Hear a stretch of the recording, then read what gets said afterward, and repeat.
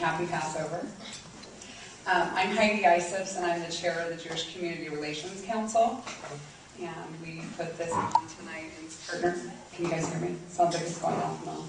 We put this on tonight in partnership with Santa Clara University and many departments within the university and local community organizations. So we're very pleased to see so many faculty, staff, students, community leaders, and just members of our community. Thank you so much for showing up and being with us tonight. Let all who are hungry come and eat. Halachma anya diachalu ahavtana bara di Mitzrayim dechol dichfin yete veyechol kol ditzrich yete veyifsach. Mirad el pan de la pobreza que comieron nuestros antepasados en Egipto, que vengan y coman todos los que tengan hambre, que vengan y celebren con nosotros el Pesach todos los necesitados. This is the bread of poverty, which our forefathers ate in the land of Egypt. Let all who are hungry come and eat. Let all who are needy come to our Passover feast. Welcome to the 2010 Child Nutrition Seder. 30 communities across the country are holding similar Seders this week, including on Capitol Hill. Many academic, interfaith, and community activist organizations locally and nationally have come together to make this possible, and I will recognize our local partners and co-sponsors at the end of the program. Some of you may have heard the term Seder before, and for some it may be the first time. The word literally means order. The ritual Passover meal is called a Seder because all of the steps are followed in a certain order. In modern Hebrew, if someone asks you how you are, just as we say, all right, the common Hebrew response would be beseder, meaning all in order. The Haggadah is the name given to the service of narrative and prayer that accompanies the ritual meal. The word Haggadah literally means the telling. Those words that I just read to you in 3 languages, Aramaic, Spanish, and English, came from various Haggadot.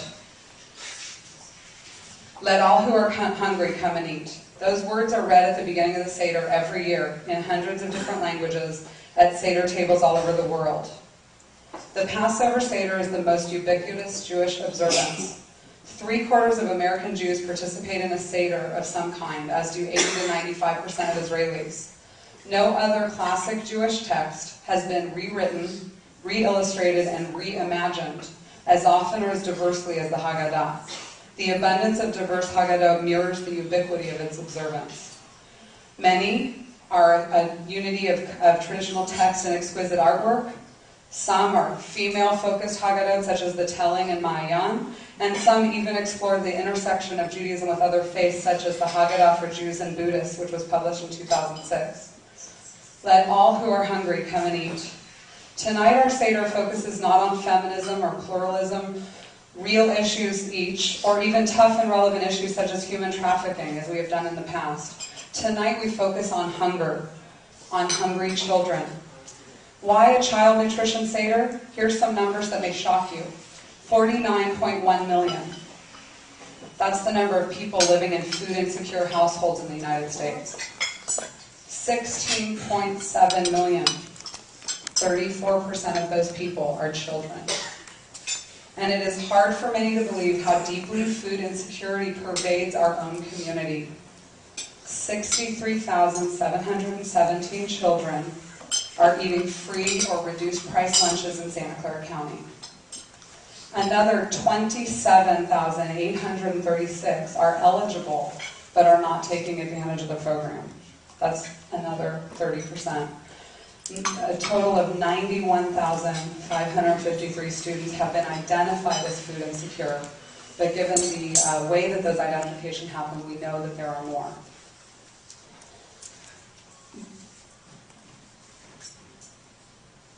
In light of these complexities that we face with the upcoming legislation, we're honored to have some local food experts who will be speaking with us about these issues during the course of our program tonight. We hope that tonight will not only be a night of thought, but of action as well. We will have an opportunity to sign letters to our senators, who will be voting right after the spring recess. Let all who are hungry come and eat.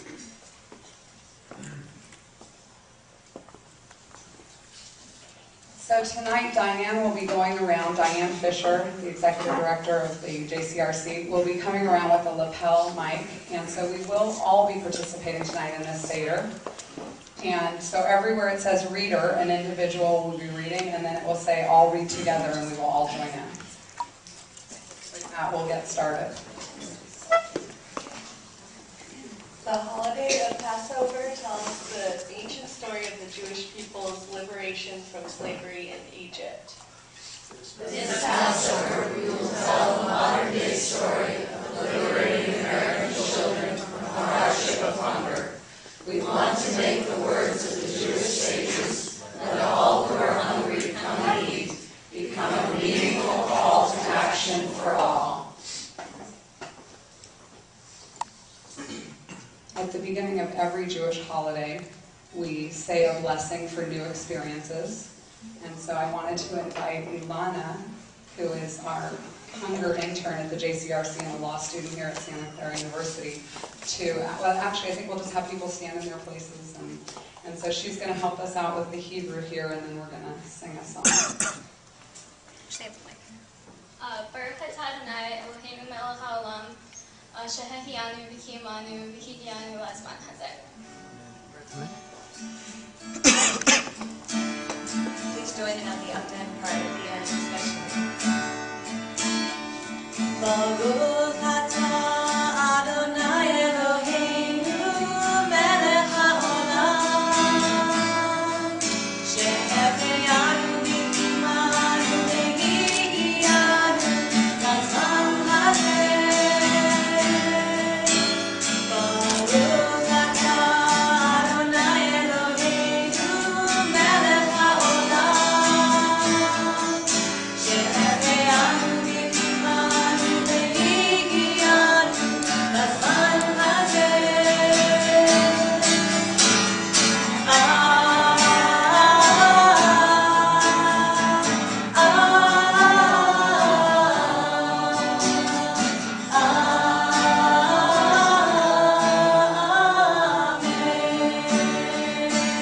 One more time.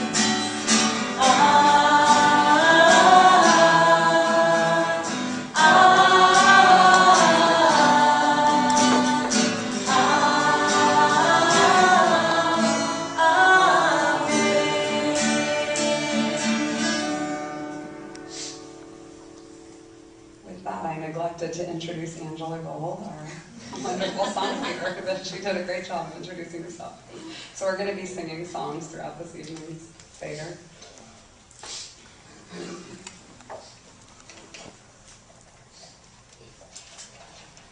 The Passover Seder traditionally includes dedicating cups of wine to the path of freedom. Today we will dedicate our cups of grape juice to the steps of activism, which we pledge to take in our commitment to eradicate hunger.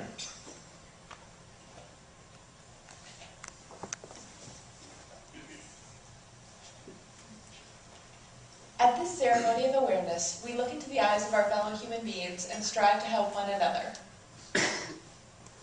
At this point, hopefully everyone's cup is filled appropriately with wine or juice. Let our consciousness awaken to the fact That one in eight Americans, including children, suffers from hunger. As a society,